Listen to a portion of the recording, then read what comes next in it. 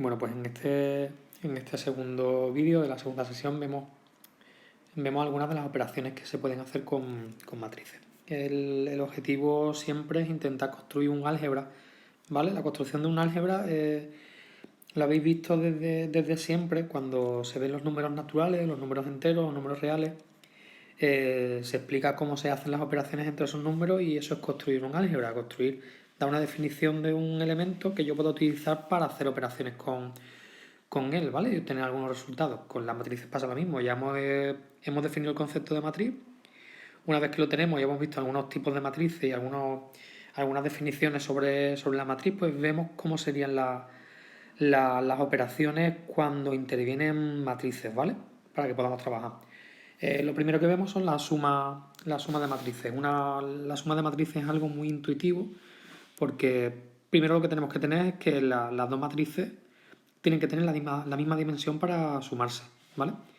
Y una vez que comprobamos que tienen la misma dimensión, pues se suman término a término cada uno de los lugares. Ahora vemos un ejemplo de una manera más clara, pero os acerco un poco esta definición para que veáis cómo denoto cada una de las matrices, ¿vale? Esta sería la matriz A, que con esa denotación que estoy utilizando, estoy diciendo que es una matriz A que tiene dimensión m por n, ¿vale? Y los elementos que tengo dentro son de la forma A sub i j, y la i va desde 1 hasta m y la j va desde 1 hasta n, ¿vale? Porque m es el número de filas, la i corresponde al número de filas y la n es el número de columnas y la j corresponde al lugar del número de columnas, ¿vale? Con la matriz B hago lo mismo. B sub m por n, lo que estoy diciendo es que tengo una matriz de dimensión m por n cuyos elementos son de la forma B sub i j, ¿vale? Si quiero hacer la definición de la matriz suma sería otra matriz que tendría dimensión m por n, porque estoy sumando dos matrices que tienen la misma dimensión, y los elementos son de la forma S sub i j, ¿vale? ¿Y cómo tengo esos elementos S sub i j? Pues nada, cojo los elementos A sub i j de la matriz A y los elementos B sub i j de la matriz B y los voy sumando, siempre que tengan el mismo lugar, la misma posición en la matriz, ¿vale? Vemos con algún ejemplo, teniendo estas tres matrices, ¿vale? Quiero hacer la suma. ¿Puedo hacer la suma de A más B? Sí, puedo hacer la suma de A más B, ¿vale? Aquí os he puesto un ejemplo y no he utilizado la matriz C, pero bueno, lo explico ahora, ¿vale? Sí, me ha pasado. ¿Cómo hago la suma de la matriz A con la matriz B? Pues nada, escribo por un lado la matriz A, escribo la matriz B, ¿vale? Y sumo los elementos. Os he puesto con el subrayador en cada uno de los colores para que veáis cómo hago la suma. Es decir, el elemento 1, 1 de la matriz A se suma con el elemento 1, 1 de la matriz B y me da el elemento 1, 1 de la matriz S, ¿vale? El elemento 2, 1 de la matriz A se suma con el elemento 1 de la matriz B y como resultado tengo el elemento 2, 1, 1, 2, perdón, primera fila, segunda columna de la matriz S, la suma de las dos, ¿vale? Pues esa sería la suma de matrices. ¿Por qué os he puesto la matriz C y al final no lo he utilizado? Yo digo que realicemos la suma si fuera posible. Vale, pues A y B tienen la misma dimensión, es decir, las dos son de dimensión 3 por 2. Puedo hacer la suma. ¿Podría hacer la suma de cualquiera de estas dos, de A o de B, con C? Pues no podría, porque C, la dimensión que tiene, sería 2 por 3, ¿vale? Dos filas, ahora lo escribe, dos filas y tres columnas. Tanto A como B de dimensión 3 por 2, pues esa suma no puedo hacerla, ¿vale? Eso sería la suma de matrices. Es sencillo. ¿Qué propiedades tiene esta suma de matrices? Pues nada, se cumple la propiedad conmutativa, es decir, es lo mismo hacer A más B que hacer B más A. Se cumple la propiedad asociativa, que lo que me dice es que si tengo una suma de tres elementos puedo asociarlo de la forma que yo quiera. Puedo sumar primero las dos últimas matrices y después sumar la primera, o sumar las dos primeras y después sumar la tercera, ¿vale?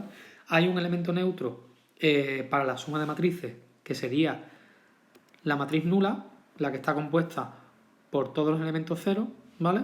Porque al sumárselo con A me da A, entonces un elemento neutro para la suma. Y hay un elemento opuesto, que el elemento opuesto lo que me hace es que al sumarlo, os lo acerco aquí, al sumar A con el elemento opuesto, que el elemento opuesto sería este menos A, ¿vale? Que se expresa de esa forma. Al sumar la matriz A con la matriz opuesta, con el elemento opuesto, con menos A, el resultado que me daría sería la matriz nula, ¿vale? Me darían todas las columnas 0. ¿Cómo hallo la matriz opuesta? Por el elemento opuesto de una matriz. Pues nada, si una matriz es de esta forma, en este ejemplo, menos 1, 0, 6, menos 4, 2, 1, 3, 2, menos 1, la matriz opuesta la obtengo simplemente de cambiar signo de cada uno de los elementos que están dentro de la matriz. Obtendría la matriz menos A, que sería 1, 0, menos 6, 4, menos 2, menos 1, menos 3, menos 2, 1. ¿Vale? Eso sería las propiedades de la suma de matrices. En este recuadro que os he puesto aquí, lo que os explico un poco es cómo hacer la resta de matrices. Porque al final la resta no es nada más que sumar el opuesto de la matriz. Es decir, si yo quiero hacer la resta de A menos B, lo que tengo que hacer es la suma del opuesto de B, que es una forma más sencilla, que ya lo he dicho en clase, y el nivel de abstracción que tiene es menos, entonces la operación es más sencilla. Podéis hacerlo de las dos formas. Yo lo que hago es, si tengo estas dos matrices, la matriz A y la matriz B, y lo que quiero obtener es la resta de las dos matrices, pues lo que hago es cambiarle el signo a la segunda matriz, que es la matriz B, y hacer la suma. Si la matriz B es menos 5, 6, 1, menos 3, yo le cambio el signo, la convierto en 5, menos 6, menos 1 y 3, y hago la suma con A, ¿vale? Y el resultado sería la resta. Otra forma de hacerlo, ¿vale? Pues si queréis conservar cuál es la matriz B, yo cogería A, que la escribo, que sería 2, 1, 3, menos 6, ¿vale? Y le resto la matriz B, que sería menos 5, 6, 1, menos 3.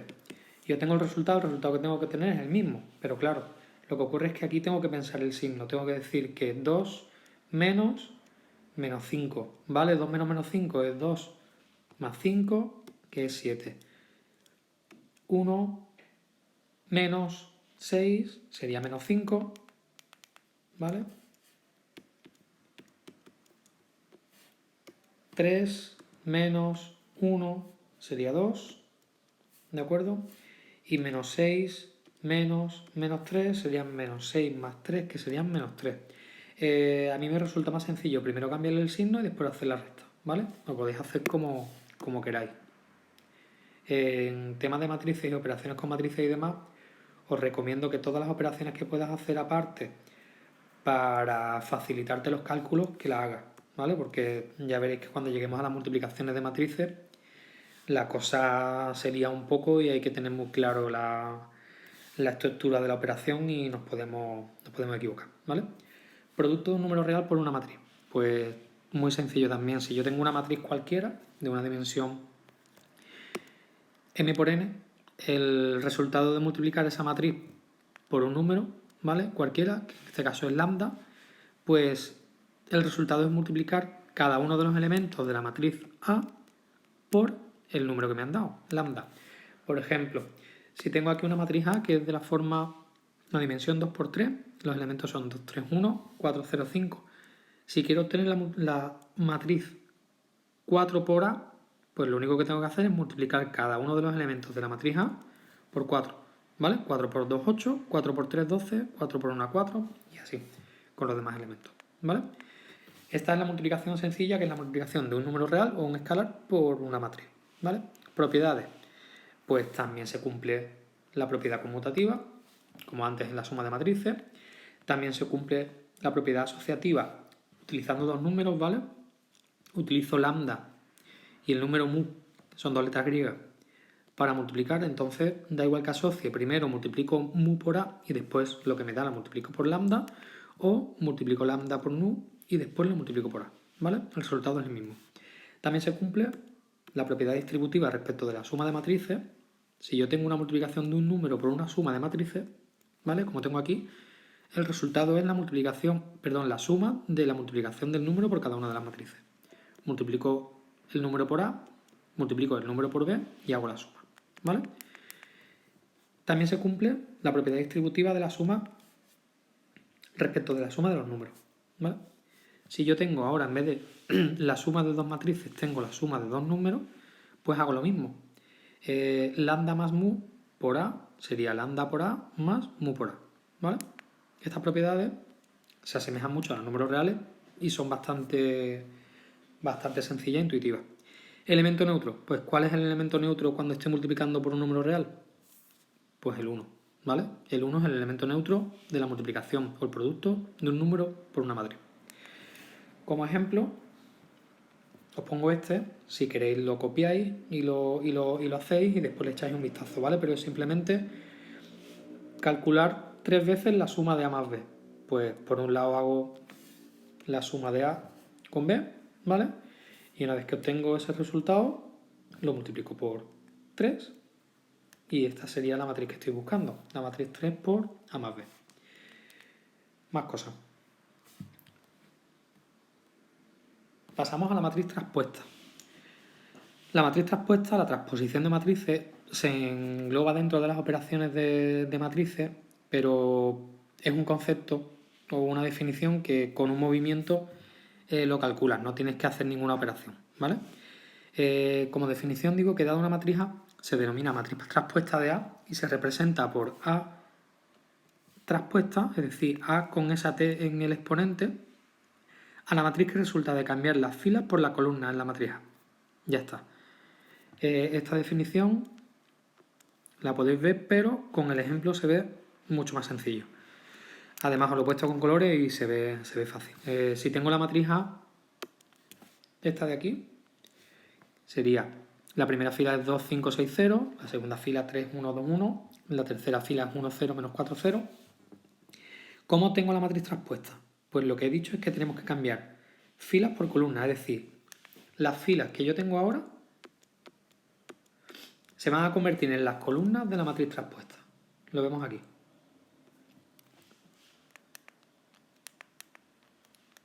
Primera fila. La primera fila ahora hace el papel de primera columna. Pues lo escribo en la columna. Primera columna. Segunda fila. Ahora hace el papel, en vez de segunda fila, de segunda columna. Pues lo escribo como segunda columna. Tercera fila, ahora hace el papel de tercera columna. Pues lo escribo como tercera columna.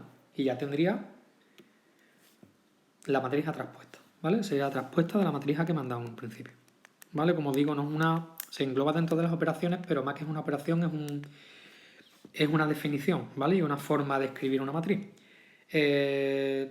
Propiedades que tiene esa matriz traspuesta.